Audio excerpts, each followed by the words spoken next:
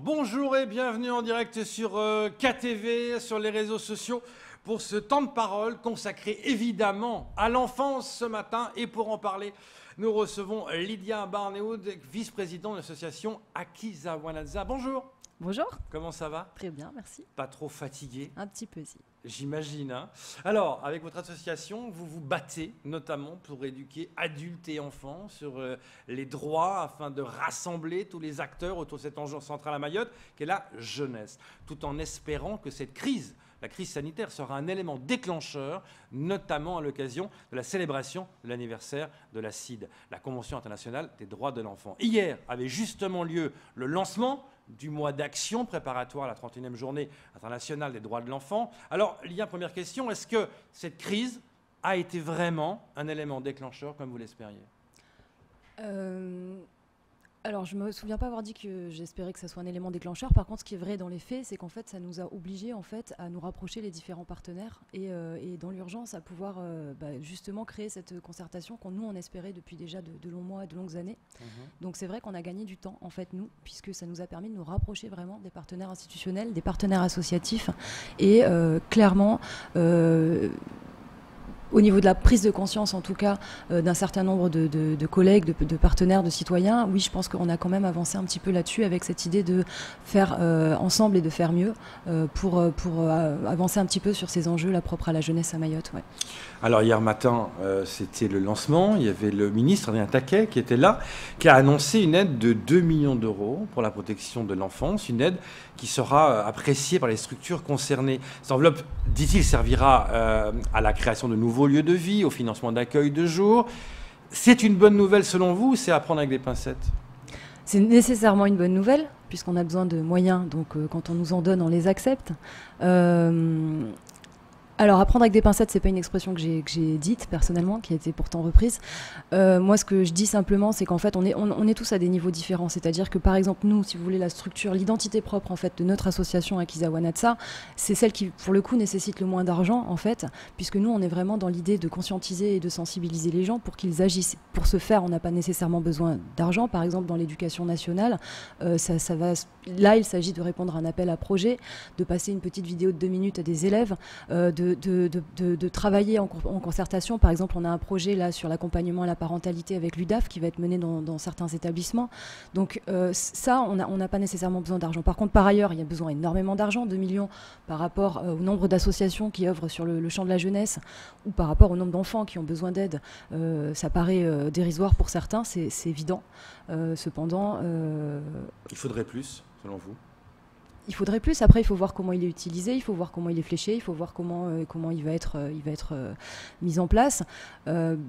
Il faut plus d'argent, oui. Après, nous, vraiment, notre combat, il est de dire il faut aussi de la mobilisation derrière. On ne peut pas sans cesse se rejeter la balle les uns sur les autres. En fait, une institution sur l'autre, une association sur l'autre, une association sur un collectif de citoyens, un collectif de citoyens sur une institution ou une association. En fait, ça ne marche pas. Donc nous, le projet vraiment de cette union-là qu'on veut célébrer dans le cadre de la promotion des droits des enfants, qui est un événement annuel, il est vraiment de rassembler les gens. Et l'idée, ça serait de dire, bon, bah, ok, qu'est-ce qu'on fait de cet argent? Et plus largement, comment on va essayer tous ensemble de traiter cette histoire-là de défaillance clairement au niveau des droits des enfants à Mayotte, rentrer un petit peu dans le détail justement de ces droits et voir qu'est-ce qu'on peut faire chacun à son niveau en fait. Ceux qui vont avoir de l'argent, ceux qui vont pas en avoir, voilà. Camar Bourra, une question à vous poser. Alors, on le sait très bien, Lydia, que ce chantier est colossal, s'occuper des gamins à Mayotte. Hier, on posait la question au ministre en lui disant, c'est vrai que quand on regarde qu'aujourd'hui, dès l'âge de 3 ans, un enfant doit être scolarisé, mais quand on fait le parallèle aujourd'hui avec les constructions de salles de classe qui sont en manque, ou même ces anciennes écoles aujourd'hui qu'on doit rénover, peut-être construire en hauteur, est-ce que vous pensez réellement aujourd'hui que ça va ensemble? Parce qu'on peut mettre les moyens qu'on veut de l'autre côté avec tous les financements qu'il faut, mais si de l'autre côté il manque de salles de classe, il n'y a pas de place, rien qu'à regarder dans le Grand Mamoudzou, c'est pas bon, ça va pas ensemble finalement. On peut mettre les moyens qu'il faut, mais ça c'est jamais suffisant puisque lui il reste toujours des classes. Oui, bah alors après ça pour le coup c'est un volet un peu plus politique. Ce qui est sûr c'est qu'il faut mettre des moyens et je pense que là pour le coup le rectorat a pris ça à bras le corps. Donc ça c'est plutôt une bonne nouvelle. Je pense que cette année il y a eu vraiment un gros effort de fait sur les scolarisations, notamment dans le primaire. Donc c'est toujours bon à prendre. Si vous me posez la question sur un plus long terme de comment on va faire pour faire entrer tous ces enfants dans les écoles, j'aurais tendance à revenir ensuite sur des basiques tels que la démographie, sans parler de tous ceux qui viennent chercher refuge ici, on est bien d'accord. Il va falloir effectivement qu'il y ait une éducation à la sexualité et puis peut-être aussi revoir un peu les basiques de la contraception, parce que concrètement, évidemment, on manque de place maintenant, donc c'est rien de le dire, dans 5 ans ou dans 10 ans, ça va être absolument catastrophique. Ouais, ça va être C'est évident. impressionnant. Alors c'est vrai que ce qui l'a touché, il l'a dit d'ailleurs, Adrien Taquet, que par exemple tomber sur plusieurs familles où c'est vraiment monoparental. On a cette maman, par exemple, qui a 4 ou 5, 6 gosses toute seule, et qu'aujourd'hui, il n'a pas de l'aide, que ce soit en tout cas des institutions, de l'État, peu importe, parce qu'elle n'était même pas encore identifiée. Est-ce que là aussi, avec votre association, c'est d'aller aujourd'hui rapidement dans ce genre de quartier pour aller identifier, pour pouvoir en tout cas venir en aide à ces personnes? Oui, bah alors ça pour le coup on a pu le faire dans le cadre de la crise alimentaire, puisqu'en fait se rendant sur le terrain on a pu constater en fait en faisant des mini-enquêtes que c'était juste effectivement incroyable. On a énormément de cas qui n'étaient pas du tout recensés, de handicap, de prostitution, de familles monoparentales qui étaient complètement démunies. Donc ça nous a aidé en fait à pouvoir dresser un peu plus précisément une cartographie voilà, qu'on a pu partager avec la DGSS, avec la préfecture, avec les collectivités locales. Donc après nous on peut dresser ce portrait-là. C'est pas à la base notre action première, mais c'est toujours utile. On espère ensuite que ces enquêtes vont pouvoir donner lieu à des actions. Par ailleurs, dans le réseau qu'on fédère, on pourrait dire ça comme ça, on essaye effectivement de centraliser un maximum d'informations et de pouvoir ensuite proposer des outils communs. Et ça c'est important de le faire, et on n'a pas le temps en fait de le faire dans chacune des structures. Par exemple, on est sur 13 structures, dès qu'ils sont tentaculaires comme les I, dès qu'ils sont beaucoup plus petites. Donc l'idée, elle est vraiment de se dire, on prend un temps, même si on en a très peu, et on se réunit ensemble, et là, on va réfléchir sur, ok, quelle est l'expertise de terrain, un point T, et qu'est-ce qu'on va pouvoir ensuite proposer comme outil. Et la deuxième idée, donc au-delà de cette promotion en fait qu'on essaie de faire donc annuellement au niveau des droits, c'est comment dire, d'aller vers le respect vraiment et la défense de ces droits. Et là, pour le coup, en audience avec les institutions, le conseil départemental, la préfecture, le rectorat et autres, décider en commun de ok, quelles sont les priorités, parce que partout il y a des problèmes, quelles sont les priorités et comment on va faire pour agir au mieux et voilà, et apporter notre aide d'une manière la plus pertinente. Alors, c'est le lancement d'actions, sensibilisation. C'était le point de départ, c'était hier. Quelles vont être justement ces différentes actions ? Alors, l'année dernière, on avait énormément de temps énormément de temps. On avait pris beaucoup de temps pour préparer ça ensemble et on a fait une action au moins par jour pendant 3 mois quasiment. Ouais. Là, cette année, il est évident qu'avec la crise Covid qui nous a mobilisés tous sur le terrain pour l'aide alimentaire, entre autres, et puis de toute façon les conditions sanitaires qui s'y prêtent mal, on a un petit peu moins préparé, mais on part avec des outils communs qu'on avait déjà, notamment un fichier qui est complété, qui est donc disponible dans chaque structure, dans chaque établissement partenaire, et qui permet en fait de servir d'outil. Par exemple, on a une malle de lecture ARL qui est extraordinaire, qui a été constituée par les jeunes ambassadeurs des droits avec l'agence régionale du livre et de la lecture. On a des mini-vidéos éducatives, on a plein de projets en fait qui sont en train de se mettre en place avec tous les enseignants volontaires, les documentalistes au niveau des établissements, avec les professionnels associatifs au niveau des structures. Et l'idée, elle est vraiment en fait de mélanger un petit peu nos différentes expertises pour pouvoir travailler ensemble, c'est-à-dire les établissements, pouvoir convoquer certaines associations. L'idée, elle est de se former. En premier lieu, il faut que les adultes soient formés, sinon ils ne pourront pas former leurs collègues, ils ne pourront pas former les élèves. Et on se rend compte qu'en fait, ça prend certes un peu de temps, mais ce n'est pas du tout impossible.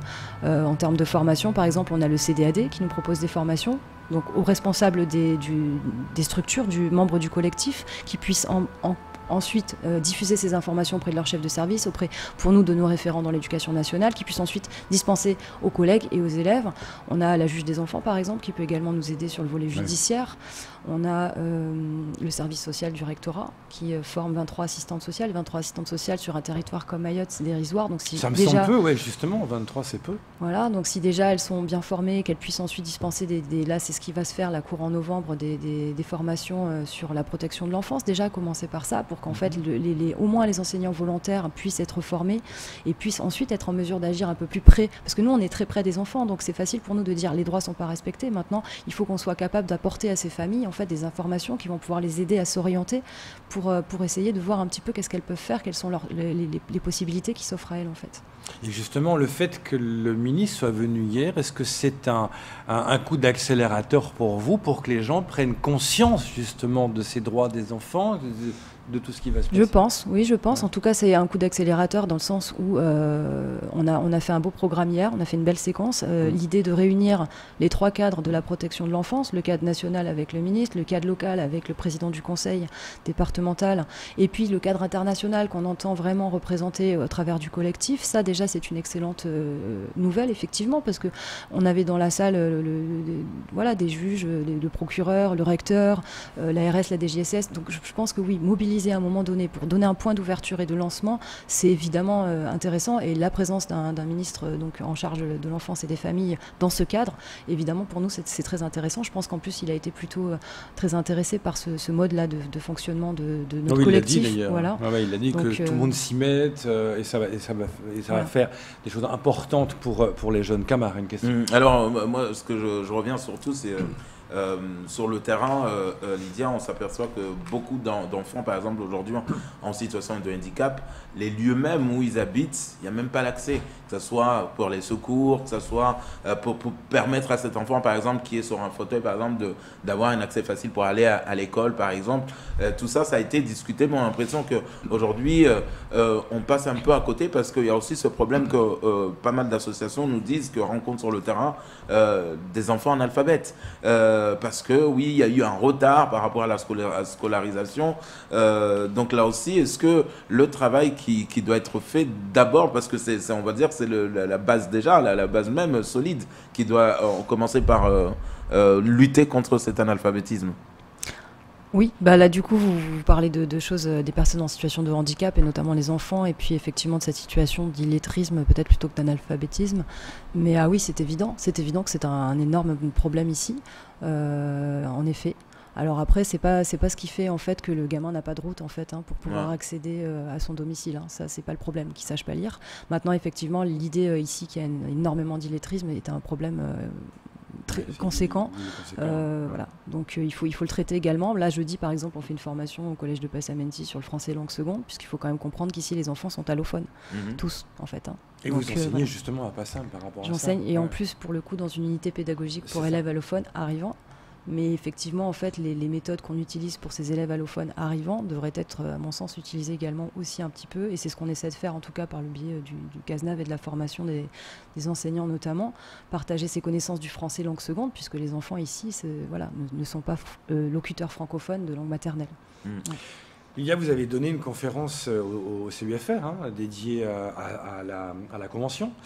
Vous avez démontré qu'au niveau national, alors 44% des adultes ne savent pas que la Convention existe, 63% ignorent son contenu, 78% sous-estiment le nombre d'enfants SDF, et par ailleurs, 2 enfants sur 10 en France vivent sous le seuil de pauvreté. Et plus inquiétant encore, vous avez déclaré, en France, tous les 5 jours, un enfant est tué par un de ses parents en moyenne. Alors à Mayotte, les enfants victimes de violences sont légion. Que faudrait-il faire selon vous?